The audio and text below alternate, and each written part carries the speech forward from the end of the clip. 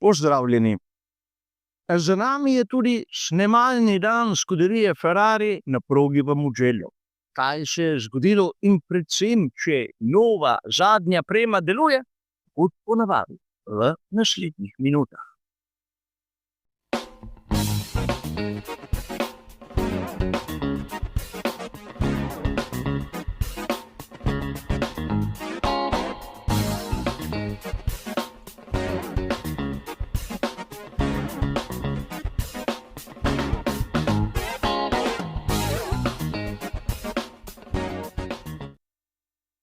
Scuderia Ferrari je opravila svoj drugi, zadnji snemalni dan v sezoni 2025.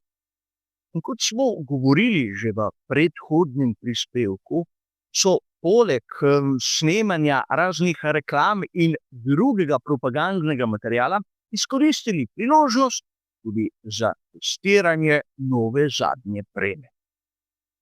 Zakaj pravzaprav gre? Namreč v svetu Formule 1 je takšno testiranje, kot smo ga videli pri Scuderii Ferrari, načeloma prepovedano. Ampak snemalne dni se lahko izkoristi tudi za to. Vsaka ekipa ima na voljo dve priložnosti, kjer je število kilometrov omejeno na 200. In Pirelli za takšne snemalne dni pripravi prav posebno tipologijo pnevmatik, ki niso podobne dobesedno ničemur. Seveda ničemur od onega, kar vidimo običajno na dirkah svetovnega prvenstva Formule 1. Ampak vseeno, v teh 200 kilometrih lahko ekipe zvedo marsikaj.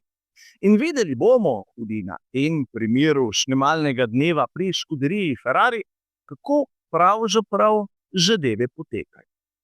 Namreč prvi dan testiranja so bili na progi starejšim modelom. Na SF-23 sta se zvrstila Zhu in Fuoco.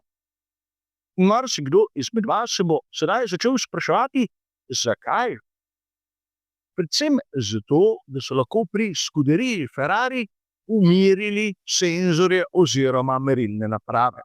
Obnašanje tega starejšega modela je dobro znano in tako so uporabili to priložnost, kajti 2 leti star bolid ne zapade pod nikakršne omejitve, in pripravili zadevo, da je lahko delovala.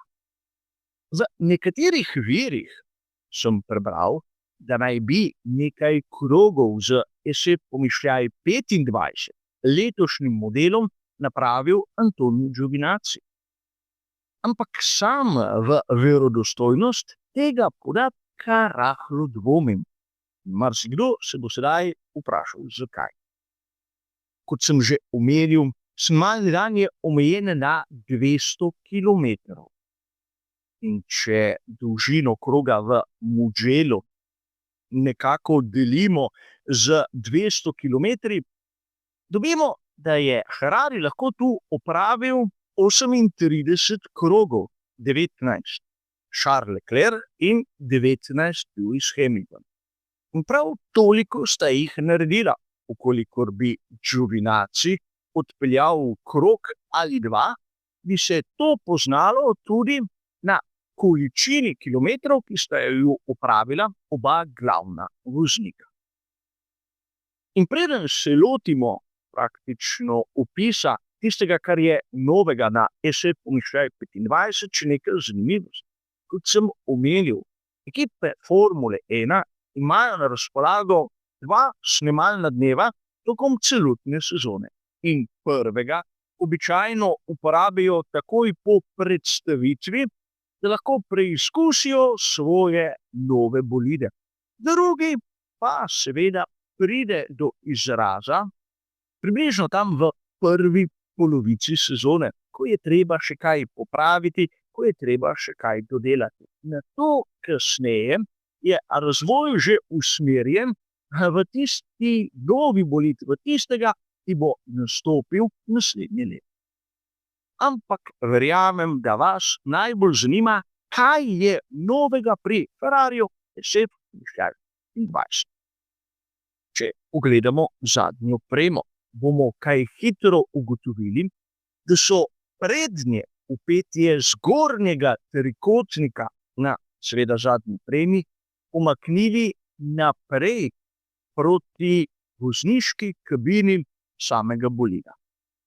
In gre za občutno spremembo, ki je takoj vidna tudi s prostim očesom. Ne gre za nek, imenujmo ga, milimetrijski popravek. In tu bo marsikdo tudi začel spraševati, ali so pri Ferrariju napravili podobno, kot smo morda videli pri Mercedesu, kajti tam smo videli novo zadnjo opremo, ki je debitirala na veliki nagradi Emilia Romagna. In ne, pri Mercedesu so si izbrali čisto drugo pot. Tam so povečali razdaljo med upetjem na prednjem delu zadnje opreme in so seveda napravili razliko v vertikalnem smislu. Tu pri Ferrariju vidimo razliko v horizontalnem smislu. In kaj bi lahko iz tega nekako izluščili? Znano nam je dejstvo, da Ferrari SF25 ima težave, kar se tiče tiste višine dna nad asfaltno površino.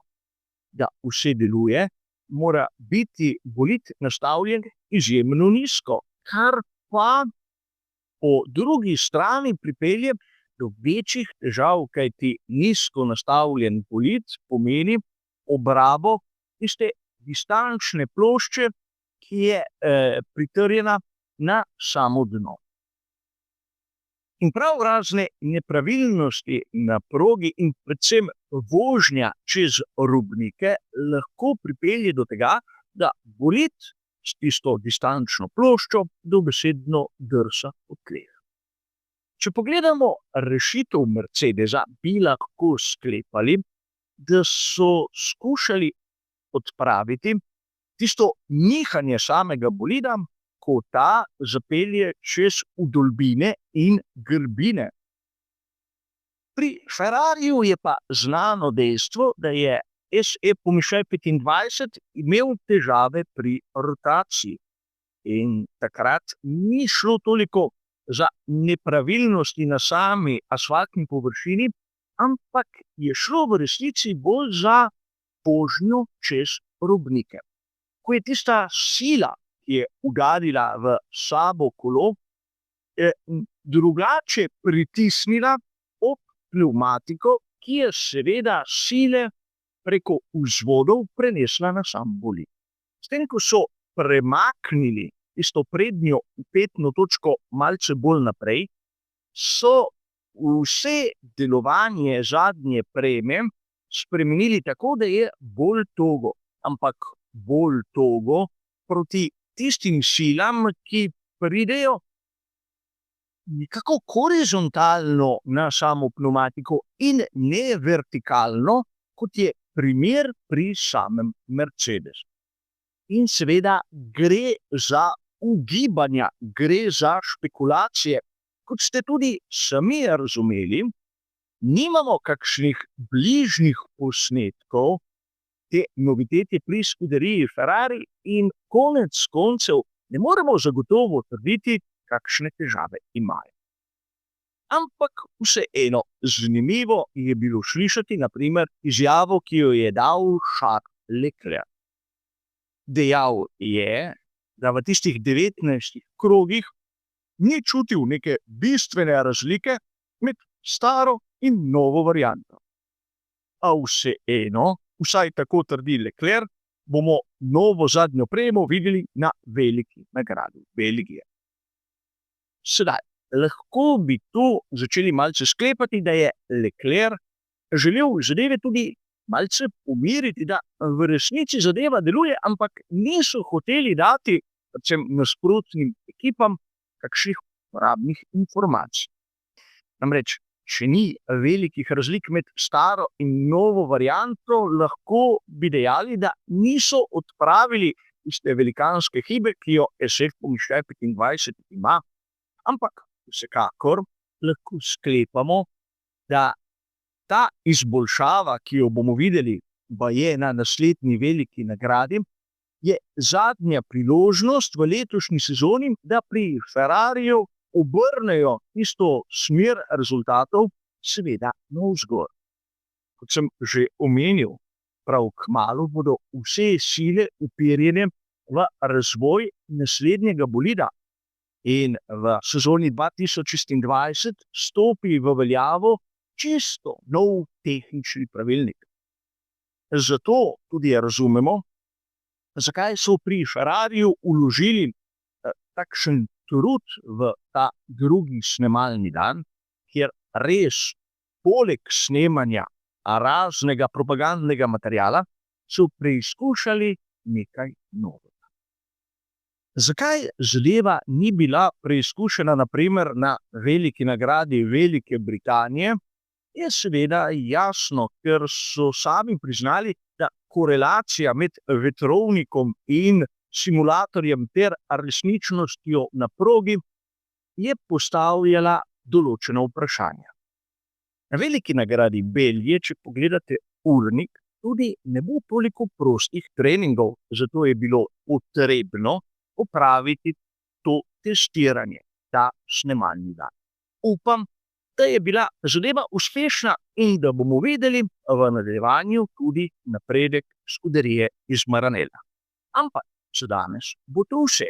Hvala za vašo pozornost in nasvidenje.